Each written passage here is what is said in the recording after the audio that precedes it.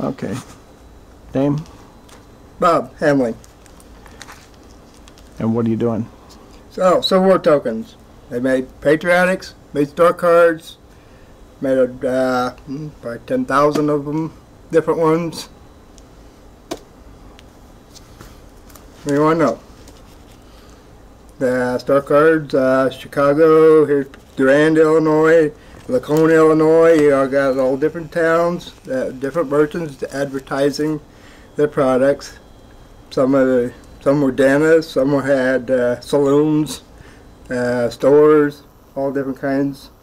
Merchants that used them to advertise.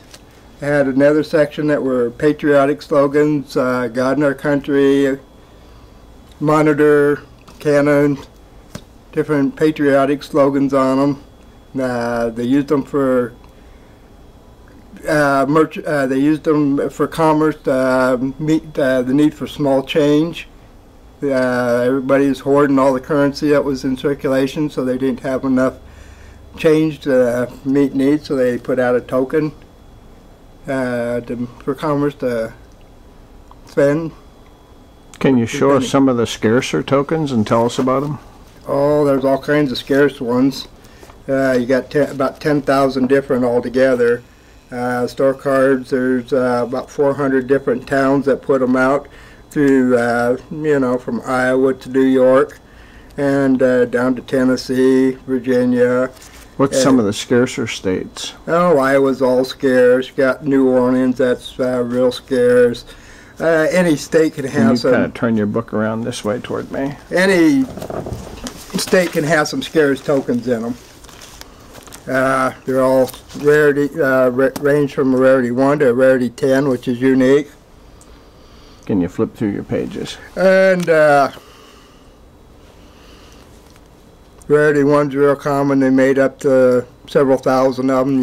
Rarity 10 is unique, and rarity 9's like 4 to 5 tokens known. Right here you were looking at some Illinois, and now you're into Indiana. Can you just go ahead and go through? And this is your Iowa tokens. Is there a particular Iowa token that's more rare than the others? No, they're all pretty scarce. They'll all range from $500 on up. Waterloo's about the scarce one of them. They start about $600 and go up, the Iowas.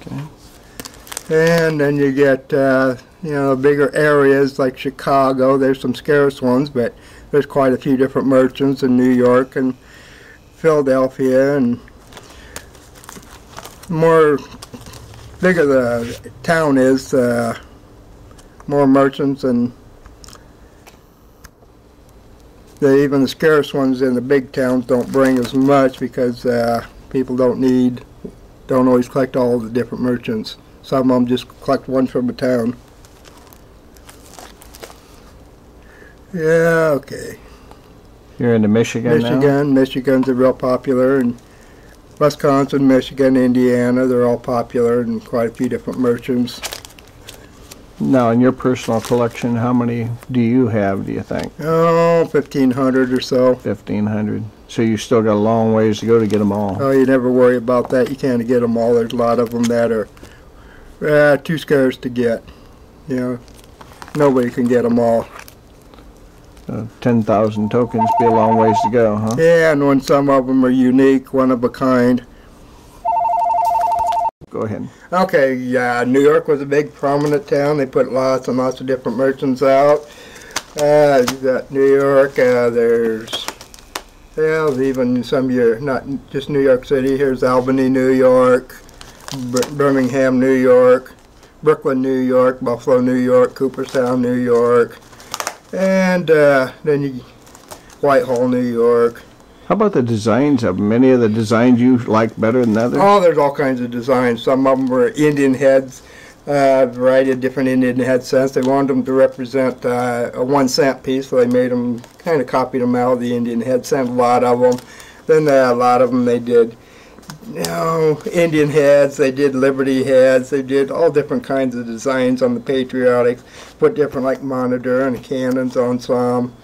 And just all kinds of different, on some of them they put eagles, and they mixed them up on your store cards or your patriotics. They used some different obverse and reverses changed on them. And there's a lot of neat different designs. They wanted them to pass as a 1-cent piece, and they did a pretty good job of that. But the trouble is, they didn't want to redeem them afterwards. Here's, Ohio. Cincinnati's a real common town with a lot of different merchants in it. You got Cincinnati. They make them out of different material. Mostly also? they made copper or brass as your most common ones, but even at the time there were people starting to collect them, so they did start doing some off metals. They made some out of zinc and silver plated, or overstamped on Indian head cents, overstamped on a dime occasionally. There's several metals, and some of them are pretty scarce, so they didn't make very many of them, mostly just for a collector at the time. And so they weren't made for circulation, some of the odd ones. I see quite a few of them are different sizes and stuff. Majority of them are cent size, but every once in a while you'll get some of them that are about the size of a nickel or a quarter, but majority of them are a cent size. Size of your small cent, Indian head or Lincoln cent. That's, in 1859 your first small cent came out, so they wanted them to kind of circulate it. Now, what year did they actually start making the Civil War tokens? 1861, and you get about 1863, the government kind of outlawed them, that privately issued coinage. And Lyndon Miller, big outfit in New York, put a bunch of quarter-sized ones out, and he did millions of them. And they got used on the subway tokens and stuff. And towards the end, he had millions of them out there, and he didn't want to redeem them. So the government says, well, we can't have that.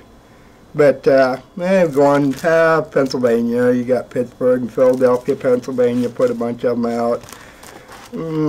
Allegheny, Pennsylvania. Then Wisconsin's a real popular town. They've got like La Crosse and Milwaukee and Madison, and just a whole bunch of different from Wisconsin.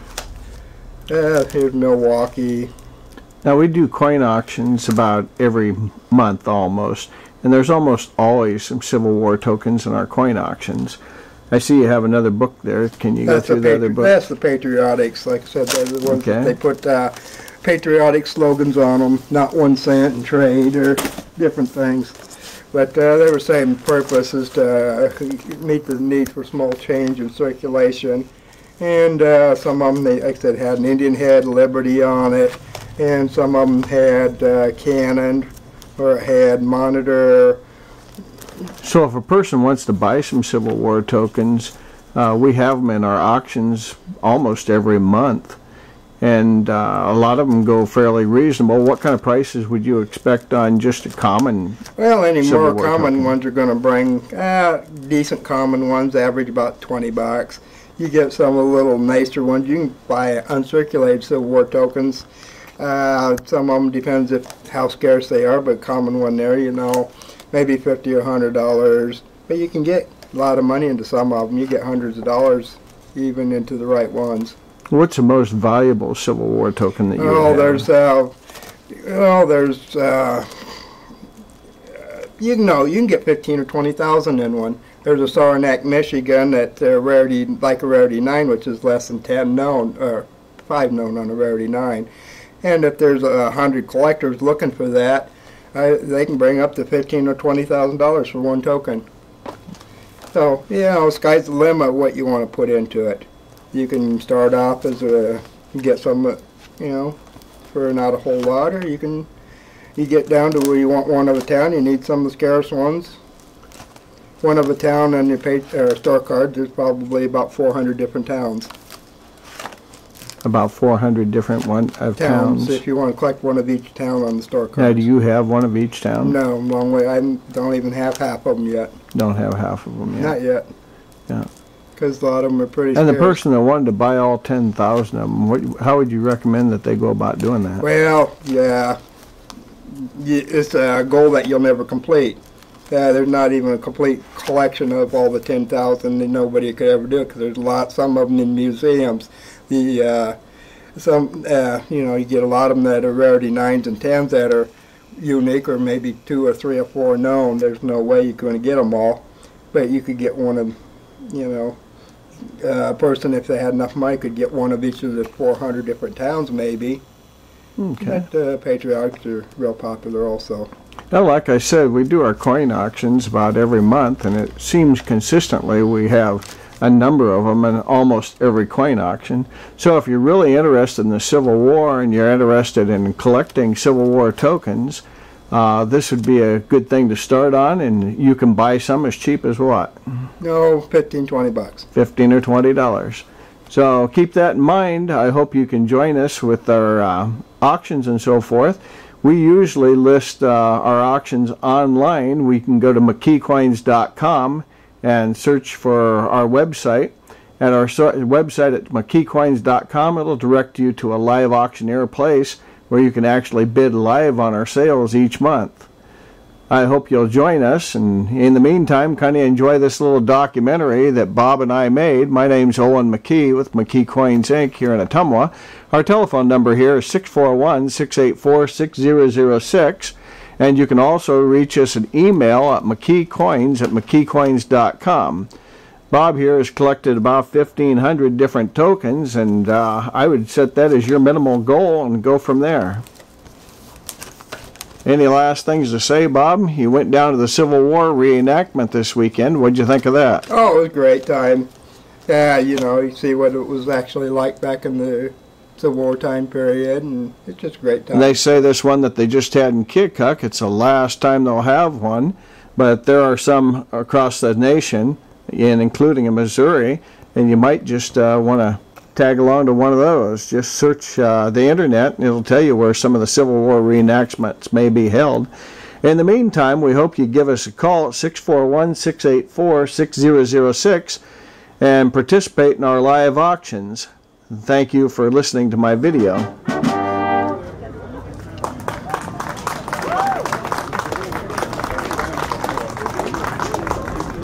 Got there, I met some old classmates. They asked me if I'd like breakfast. I said, no, I have to get these dispatches to General McDowell. I'll take a cup of coffee, and would you please take care of my horse? I got to General McDowell, handed him the dispatches, and he asked if there was anything he could do. I said, yes, sir, I need an assignment. He signed me to the 2nd U.S. Cavalry, Company G. I couldn't have been happier. I got in the cavalry. It's what I'd wanted all through West Point. Even though I excelled in artillery tactics, cavalry is where I wanted to be. But I looked behind me, all these troopers looking at me for orders. I'd never done this before. What do I do? So I gave the order, draw pistols.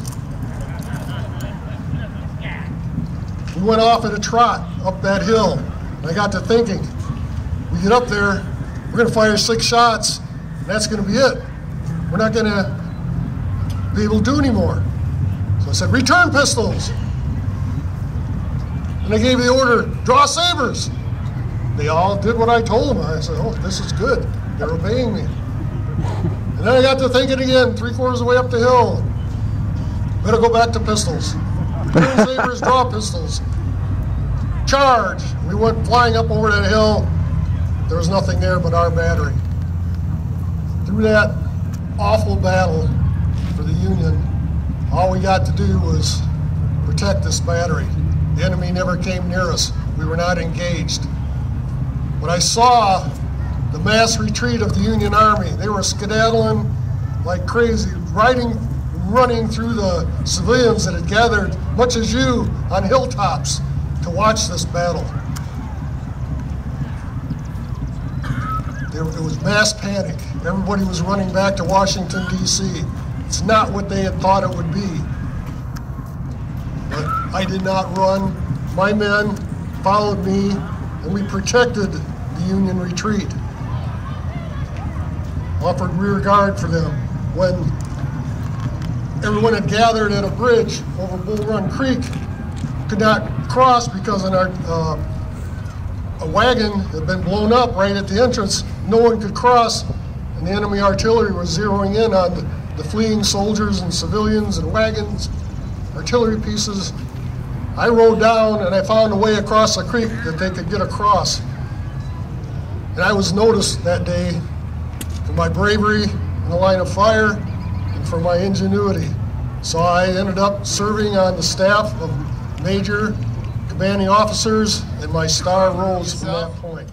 An imperishable honor, one that will be forever written down to the history of this, our second war of independence. To the Army of the Shenandoah, you are the 1st Brigade. To the Army of the Potomac, you are the 1st Brigade. And in the heart of your general, you are the 1st Brigade. In the future, I expect to hear of crowning deeds of valor, battles gloriously achieved in your honor. May God bless you all, and farewell. I fear I may never see those men again. Well, off to the valley. I would meet these 5,000 men, and they were aggressive mountaineers. They knew exactly what needed to be done. As soon as we saw Banks come up, Banks moving aggressively through the valley. Now I had to turn my orders into an attack. We met them head on in a much more superior force. However, I drilled my officers. They knew exactly what to do. Always mystify, mislead, and surprise the enemy. And when you strike and overcome them, you must never let up in the pursuit. You must always attack the flank. Always outflank the flank. And when you see a large army, you must divide them. And you will bring victory to your men, and they will march for you. My men marched 25 to 30 miles a day with meager food. And yet, they always brought victories.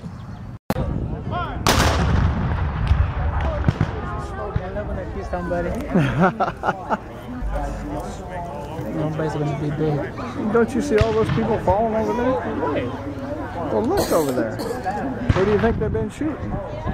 They're not shooting at those other people over there. They are not gonna play anymore.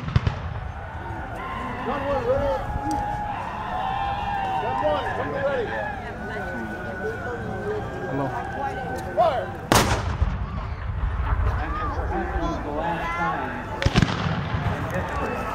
The record yell.